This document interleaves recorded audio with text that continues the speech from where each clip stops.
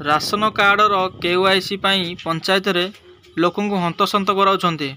सकाळ 9:32 रु गोटे पुणी 4टारू 6:28 बंद।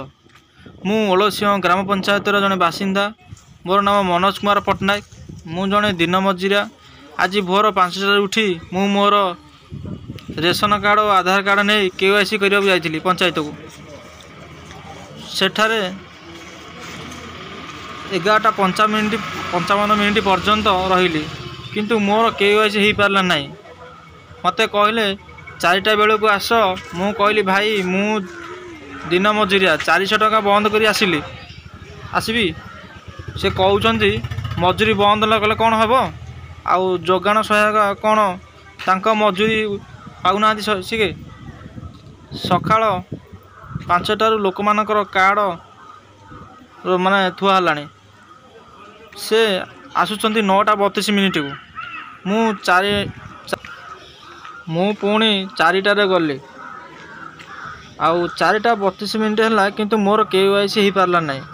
यार तदंत मु कलेक्टर महाशय एवं वीडियो महाशय और जोगाण विभाग अधिकारी मोर माननीय मुख्यमंत्री मोहन माझी और मोर खाद्य विभाग मंत्री कृष्णचंद्र पात्र महाशय को अनुरोध करुच्ची ओलसिंह पंचायतर KYC निमंते लोक मानक हंतसंत कराछथि। यार तदंत तुरंत करा जाऊ।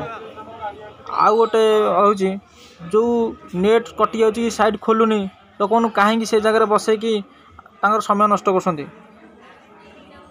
जदि होनी लोक मना करदे ना होनी 4टा बेलू आप समय ने आ निजर ऑफिस ड्यूटी आप 9टा कहीं 9:30 ड्यूटी कर आसुँच एवं ठीक टाइम आप बंद करती कि कहार 2टा कि गोटे होची सेटा चिंता करते आप निज समयटा देखते। यार नेट आपंकर स्लो रोचे केमी लोक मैंने दिन मजुरिया कौ बाहर जगह आसिक निज गाँ पंचायत सब कम कर केते दिन लोक बंद रही रहे। लास्ट डेट पुणी कहते 25 तारीख हूँ लास्ट डेट।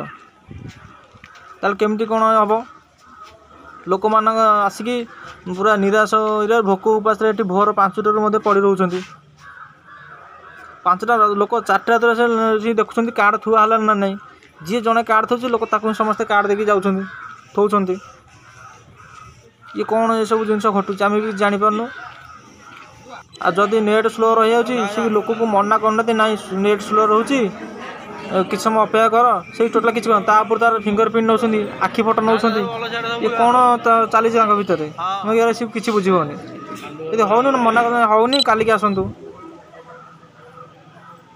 निजे लोक मैंने निज स्त्री मैंने घरे जो अच्छा रोषे नक निज पिले छुआ को न आसिक ये कार्ड थी लाइन लगे उपास पाखे पड़ते जदि से न हम ताले कौन माने असुविधा किसी सम्मुखीन मैंने होती। यार जल्दी पदक्षेप नहीं बर्तमान भिडियो आप देखते लोक के 6:32 बर्तमान लोक फेरिकी अच्छा लोक कार्ड दि जाऊँगी। आउ गोटे कथा कार्ड रखुच्च से कार्ड कौन रिक्स ने मना कर कौन आ तुरंत करा जाऊ।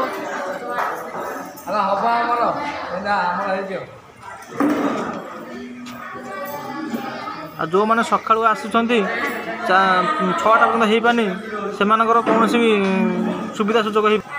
जदि वीडियोटी आपको भल लगी लाइक और शेयर करें।